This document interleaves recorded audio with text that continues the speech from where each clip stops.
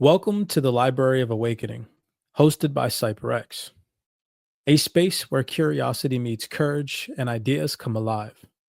Here we explore the thoughts that challenge, inspire, and sometimes even unsettle us, because growth often begins with discomfort.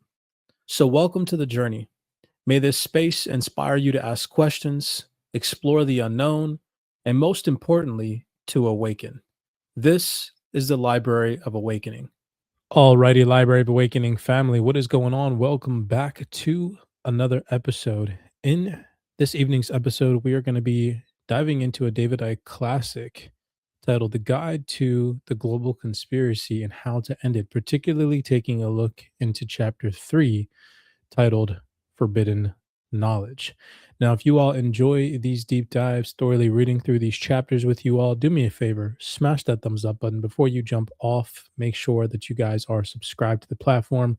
We do appreciate the love and the support, as these videos, of course, do take time to make, but I do enjoy thoroughly reading these chapters with you all. So, in today's chapter, it's going to dive into forbidden knowledge, information that was never meant to be viewed by the public. Knowledge about who we really are, where we really come from, and how power has been quietly centralized through secrecy, censorship, and manipulation for thousands of years. What you're about to hear in this chapter, obviously, of course, is not taught in schools, and it's definitely not on the news, and it's not commonly found in history books. But once you see it, you can't unsee it. So let's dive in, sit back, relax, put me in the headphones, make sure that you guys are tuned in and focus. Let's get started. Every reality is a dream, but there is a fundamental difference between having the freedom to dream whatever we choose and being manipulated to dream a reality that someone else has constructed to control us. The dream can become a nightmare. What I'm going to expose from this point on is how the five sense dream has been hijacked and how we can free ourselves from its fakery. Once again, to keep it simple and easy to follow, I will use the language of time and the concepts we are familiar with. But what I will describe is just one reality that human minds have been locked into. Sharing the same space as the reality is all possibility, and this is one television channel within the infinite whole. It should be remembered that time is an illusion of this channel, and history, or our perception of it, can be changed by those manipulating the matrix if they choose to rewrite the program. A few taps on the symbolic keyboard, the click of the mouse, and hey, we've just made an incredible discovery that tells us more about our history. That's the nature of illusions, what is real and what is not. The answer is that nothing is real except in our perception of experience.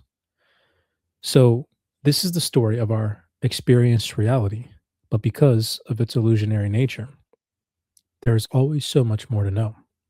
Humans are controlled by their history, or rather, by their perception of it.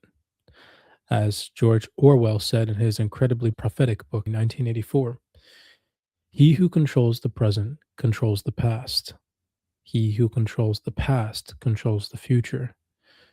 Control the writing of history, and you control the perception of where we have come from. That in turn becomes the coordinate for where we are, and when projected forward, it is the perceived starting point for where we need to go. One of the major foundations of the global conspiracy has been to sell people a false version of history and life, because from this, all other forms of control can follow. For instance, only if you accept the official version of this date will you accept the fundamental destruction of basic freedoms to fight this word here that are alleged to have been responsible. When you know that the official story of September 11th, 2001 is a lie, your view of the present and future is transformed in an instant. If you believe that we are at the cutting edge of human evolution and knowledge, and that we are ruled by random people who come to power through their own efforts, you will see the world today and the direction we need to go in a certain light. If you know that humanity is controlled and manipulated by interbreeding bloodlines, computers with particular codes going back at least thousands of years, and that this genetic tribe places its own people and its dummies into the positions of power, then your view of the present and what needs to be done will be very different. If you control history, you also control what people believe was known in history. This is crucial. To control and confuse the population, you need to suppress their understanding of who they are and where they are. The knowledge known thousands of years ago and more. By rewriting history, you can erase the advanced knowledge that the ancients had, the understandings I have discussed in the first two chapters, and replace them with a manipulated reality through those twin tools of mind programming, science, and religion. You do this by portraying the ancient world as entirely primitive and presenting a false story about the evolution of knowledge to the present day. This instills the lie that modern society is at the cutting edge of understanding, far in advance of the primitive past, when in fact, the most fundamental knowledge about the nature of life and reality has been systematically suppressed and written out of history to keep the people in ignorance and servitude. I have challenged official history in great detail in my other books, and I am not going to repeat it all here, but it is necessary to outline and summarize the hidden history if the events of today are to be put into their sharpest and most relevant focus. I'll cut straight to the chase, as they say. On one level, at least, humanity is ruled by bloodlines produced from the interbreeding between human and extraterrestrial or interdimensional races. Some of these take a reptilian form, though there are others. Yes, I know this will sound crazy to most people, but if you are prepared to stay with me and read the detailed background in my other books, the apparently ridiculous will soon become less so. And in the end, as the layers of information unfold, what I am suggesting provides a logical explanation for both the contradictions and mysteries of the past and for the crazy and apparently inexplicable world we live in today. The vast and ever increasing numbers who are now opening their minds to this material are testament to that. So, after researching the conspiracy since the early 1990s and traveling to more than 40 countries in search of the truth, this is the history I suggest has been systematically suppressed. For more sources and detail, see The Bigger Secret, Children of the Matrix, and Tales from the Time Loop, which can all be found inside the Private CyberX Discord. We will definitely get into some chapters in those books in episodes ahead. Before 13,000 years ago, maybe less, there was a global society with one language that was founded on advanced knowledge way beyond where we are in the public arena today. The language was originally telepathy, not words, because minds could communicate directly without need for the middleman we call language. Later, a spoken language was developed from which today's multiple languages derive. Virtually every ancient society has its version of the Tower of Babel or Babylon story, when God, or in truth the gods, insisted that people spoke many different languages to confuse their communication. The introduction of language to replace telepathy anchored people far more in five sense reality, given that words are five sense phenomena, and the multiple languages made it impossible to communicate as before.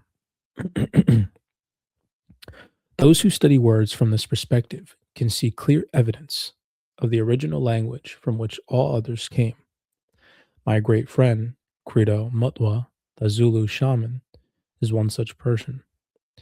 He has a love of words and their origins, and he can reel off different words in different languages with the most extraordinary ease.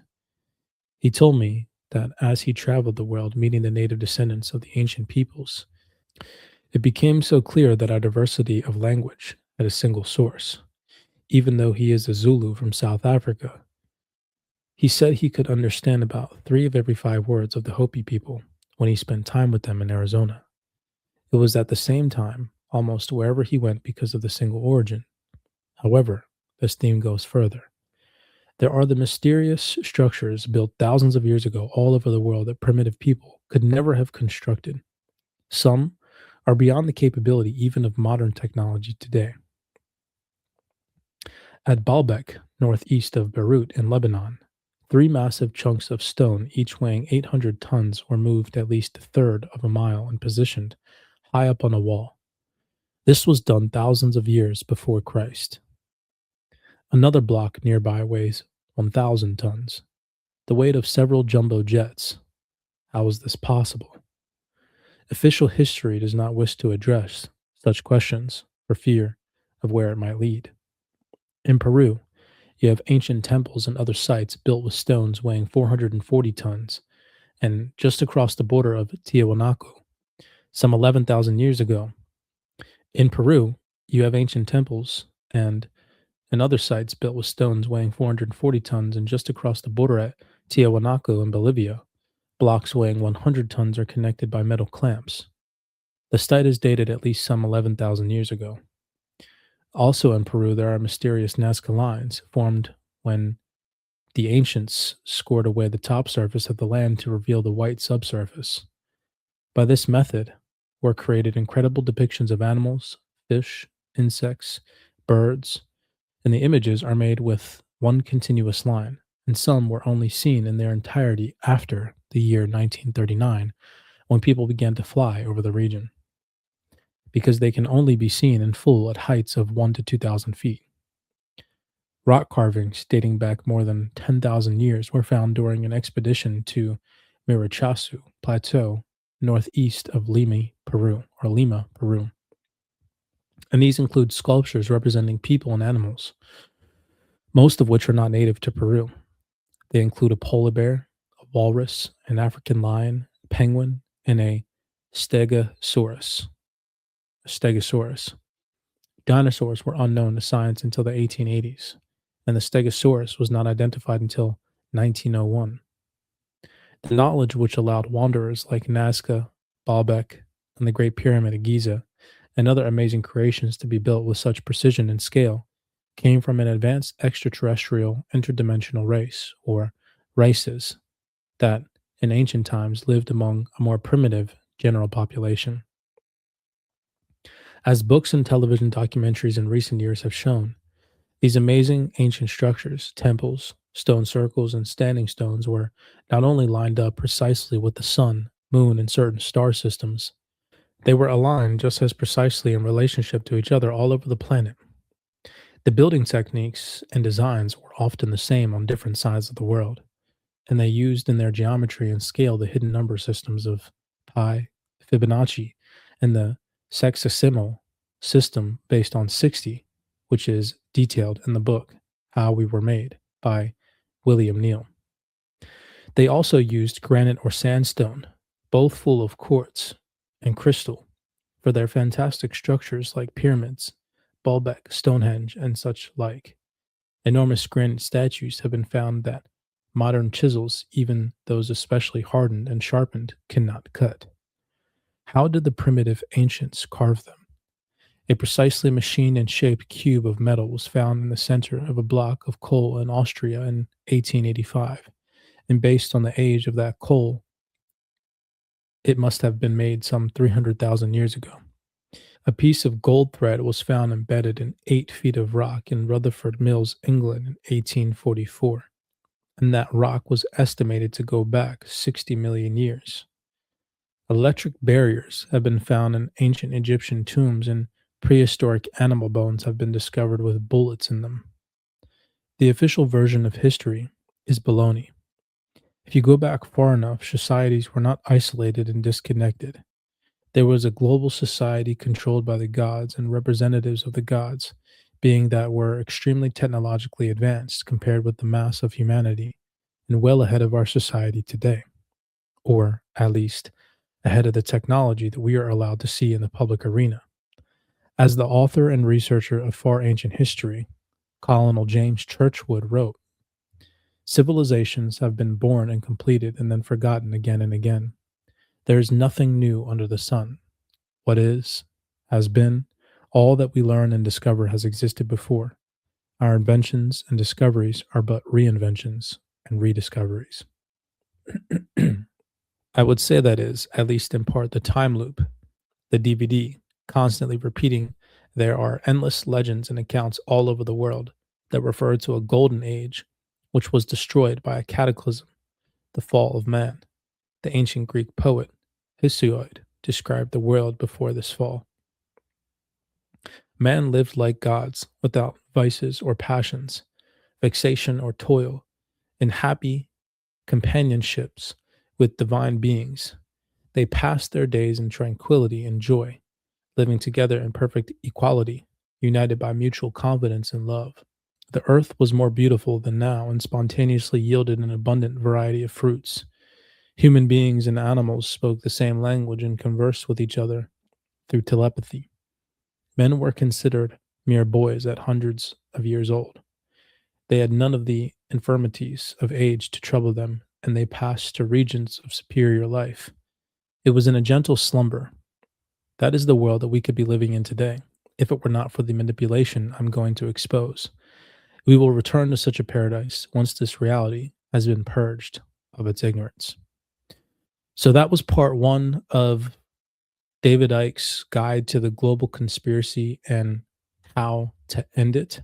Hopefully, you guys enjoyed 20 minutes of reading of this chapter. Make sure that you guys are subscribed to the platform, smash that thumbs up button, tick that notification bell so that way you guys get notified when we upload part two, reading thoroughly through the remaining portions of this chapter. David Icke, the guide to the global conspiracy theory and how to end it. This is chapter 3. This book, as always, can be found inside the private CyberX Discord. With that being said, I will see you guys over in part 2 of this evening's read.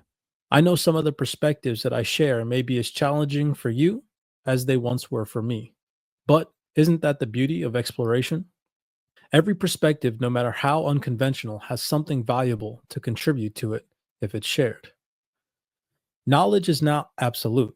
It's a living, breathing phenomena, shaped and reshaped over time. The important thing is not always be right, but to always be curious. Explore freely, share boldly, and learn deeply. And don't rely solely on others to validate your discoveries. Stand firm in integrity, even in the face of criticism. Remember that growth always means embracing the humility to admit when we're wrong. Learning from our errors is not a setback, it's the very essence of our progress. So, welcome to the journey. May this space inspire you to ask questions, explore the unknown, and most importantly, to awaken. This is the Library of Awakening,